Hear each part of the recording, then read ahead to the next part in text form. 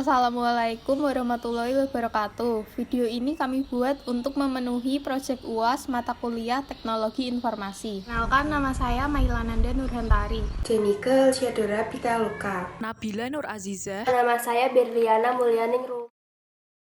Telepon seluler atau yang biasa dikenal dengan handphone adalah perangkat telekomunikasi elektronik yang mempunyai kemampuan dasar yang sama dengan telepon konvensional saluran tetap. Namun, telepon seluler dapat dibawa kemana-mana dan tidak perlu disambungkan dengan jaringan telepon menggunakan kabel. Sejarah singkat telepon seluler. Alexander Graham Bell merupakan penemu telepon asal Amerika Serikat yang juga menjadi pengajar untuk orang tuli. Sejak usia 18 tahun, Bell sudah meneliti gagasan cara bagaimana mengirimkan serta mentransfer perkataan.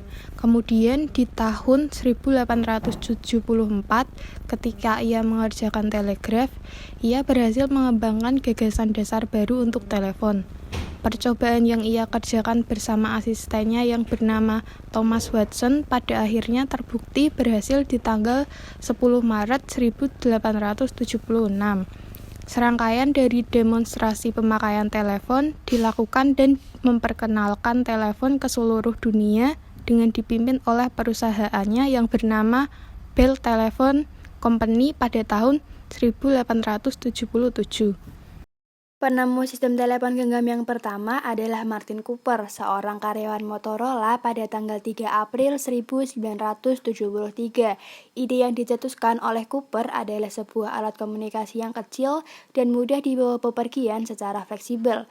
Cooper bersama timnya menghadapi tantangan bagaimana memasukkan semua material elektronik ke dalam alat yang berukuran kecil tersebut untuk pertama kalinya. Namun akhirnya, sebuah telepon genggam pertama berhasil diselesaikan dengan total bobot seberat 2 kg dan biaya pembuatan sebesar $1 juta.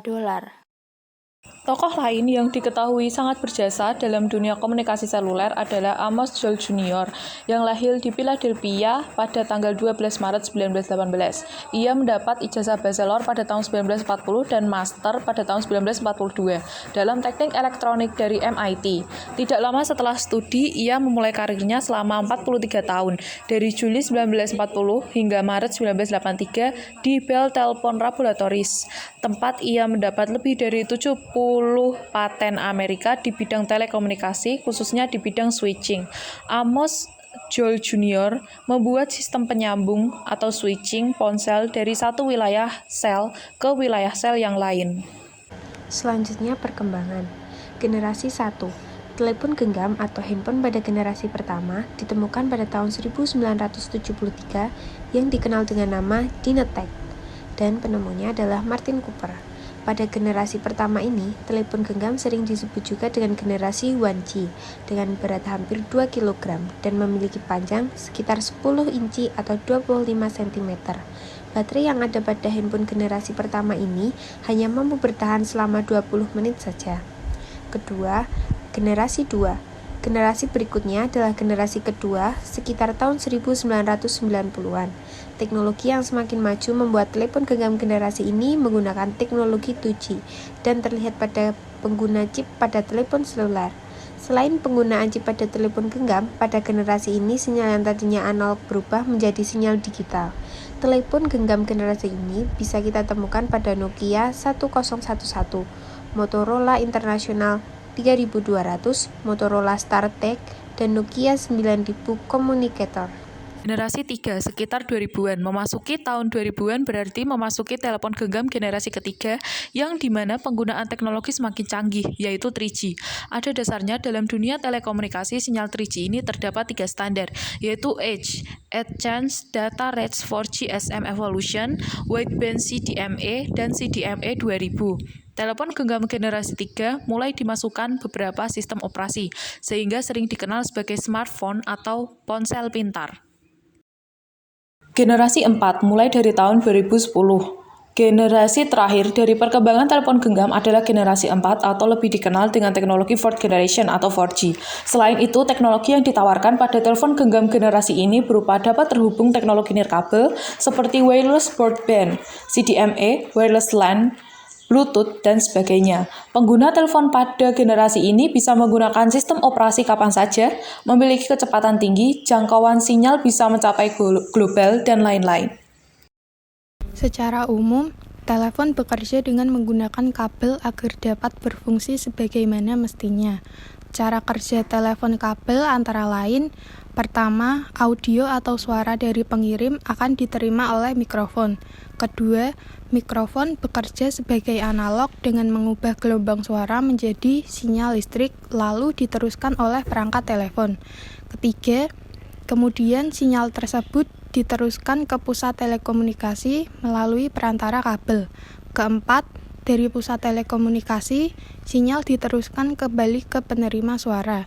Dan yang terakhir, agar dapat diterima oleh penerima, sinyal diubah lagi dari sinyal listrik menjadi gelombang suara oleh speaker. Berikut ada fungsi yang dibagi menjadi 7. Pertama, melakukan dan menerima panggilan telepon baik antar kota, antar provinsi, maupun antar negara. 2. Mengirim dan menerima pesan singkat. Kita menyebutnya SMS, Short Message Service. 3. Untuk memberikan kemudahan dan kenyamanan komunikasi jarak jauh. 4. Sebagai sarana untuk berkomunikasi sekaligus memberikan informasi. 5. Memudahkan dalam proses interaksi antar kantor melalui fitur extension. 6. Memudahkan pertukaran informasi dan komunikasi agar lebih cepat serta efektif. Dan yang terakhir ke-7, bisa digunakan untuk menghubungi beberapa orang sekaligus atau dalam bahasa Inggris kita sebut dengan conference. Kesimpulan yang dapat kelompok kami ambil pada materi kali ini adalah handphone atau telepon genggam merupakan teknologi yang selalu mengalami penyempurnaan hingga dapat memudahkan penggunanya dalam mengerjakan suatu pekerjaan. Selain itu, handphone yang semakin canggih memiliki layanan internet sehingga para pengguna bisa mendapatkan informasi dalam negeri atau luar negeri dengan mudah. Lebih pentingnya lagi, handphone ini bukan menjadi barang yang mewah atau bisa dibilang sebagai barang yang wajib dimiliki. Sekian dari kelompok kami, maaf bila ada salah, terima kasih.